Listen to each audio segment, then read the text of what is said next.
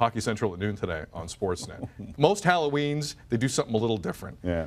Colby Armstrong, Nick Kiprios. Does this beat their Darren Kiss Millard. outfits? Yes, this beats the Kiss outfits. Oh, Doc. They went all Game of Thrones with it. Welcome into Halloween edition of Hockey Central at noon. Filling in for Darren Millard today, I'm White Walker from Game of Thrones, and I would like to introduce you to my panel of medieval experts. Welcome, Jon Snow. You stand in the presence of Daenerys Stormborn, the rightful heir to the Iron Throne. Because Oscar Dansk was hurt last night, and Maxime Lagacé came in, and now they're down to their fourth string goaltender. They lost last night. What are you giggling about over there? I can't take you trying to stare at me with that mask on while you're trying to talk. Did you settle down there, Queenie? I know. I just can't get over this guy over here. Well, you should look in the mirror there, sexy. Makeup doesn't run. I'm crying. I'm laughing so hard over here. Oh, Doctor. Well done, Cole. Yeah, well done. Tough to watch. Costume off already. Hold on. Yeah, like Hold on. You look pretty. Yeah. You look I've been pretty. getting a lot. I've been hearing that a lot, guys. I've been getting that a lot today. The outfit really brought out your eyes. Now, when you do that, given your history, how many texts do you get? And this is on in the States as well. Yeah. So how many texts do you get? Like I would say, guys, in the first 2 minutes of the show, I had like 60 to 70 text messages. I don't know. I couldn't see. You know what? I literally started crying because look at Darren. Like, Yeah. He's talking about Oscar Dansk as a White Walker. Yeah. Like he's trying to talk to me about hockey, all serious, and it's and I'm looking into his eyes, and they're glowing, and he's just staring at me, and I couldn't get it together. You know when you're like in church or something, you're not supposed to laugh, and then you just can't handle it. I was in that mode. I just couldn't get it together. Kippy was right in character. What a beast. Oh, yeah. You couldn't shake him. I gotta ask Colby, the dress, Le Chateau? So one of my buddies messaged me. He said I look like one of the Fred Flintstone's wife. Yeah, that's not bad, actually. That's Wilma? Well, listen, man, that was great. Honestly, all three of you look You are fantastic. good looking. You are By the way, the hair. How did they do the the hair? We'll save that for later. That's awesome. The eyebrows. The eyebrows. Oh, you got an eyebrow person? I could use some help. All right, let's move past that. We already talked about the Habs on the show. Leafs last night, not great. Patrick Marleau, it was a great night for Patrick Marleau, but not great. They lost 4 of 5. What's worrying you about the Leafs watching them play right now?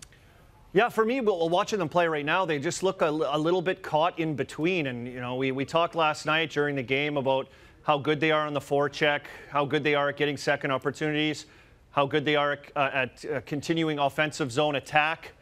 And unless Austin Matthews was on the ice, we rarely saw it. A few Mitch Marner shifts here and there, but we're not seeing what we're used to seeing when it comes to the high-flying Maple Leafs in the offensive area. Now, through transition and off the rush as well, they look to be kind of caught in between. And, man, if it wasn't for Freddie Anderson, who really kept him in the game through, I'd say, well over half the game, he could have been a lot worse. And Austin Matthews, how many goals did he save? 2? Yeah. 2 at least. At least 2 he stopped for sure goals. He was unbelievable last night. But I wonder, and I've never played in this show, I've never been close to the show, but I watched that game a little bit, and I thought, are these guys caught between being what Babcock wants them to be and just being the run-and-gun team that scored seemingly at will to start the season?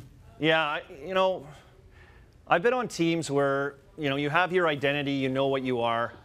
And then it's kind of easy, especially with a little bit of a younger group, to start to slide. You know, when I was playing in Pittsburgh, I played on line with Sidney Crosby. And I remember the only time I used to have meetings is when I started trying to get a little dangle fest out there, like when I was playing with Sidney Crosby.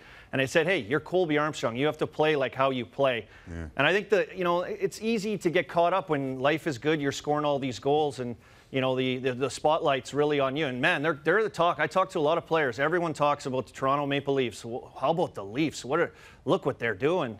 So it can kind of, you know, you can kind of get away from that game a little bit and that aggressive nature that, you know, had you going, and kind of get comfortable with being good. And I think you know, it's just a little patch right now, but it's a tough one to have when you're going out into California and then finishing in St. Louis. Colby, before we let you go, Vancouver picks up another point last night. They lose to Dallas, Radulov in OT. But no Brock Besser, their leading scorer. And, I mean, Travis Green, just speak for a moment of the job he's done, because they're in a pretty good spot right now. Yeah, I think it's if you're a Canucks fan, this summer was kind of like, oh no, what's going to happen? What are we? What are we going to do?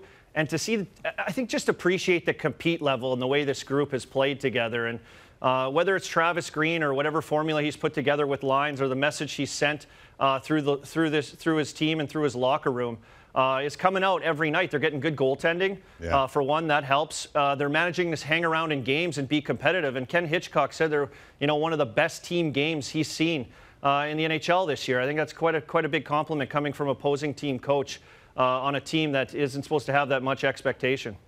Carlson was -6 last night. You ever had a game like that?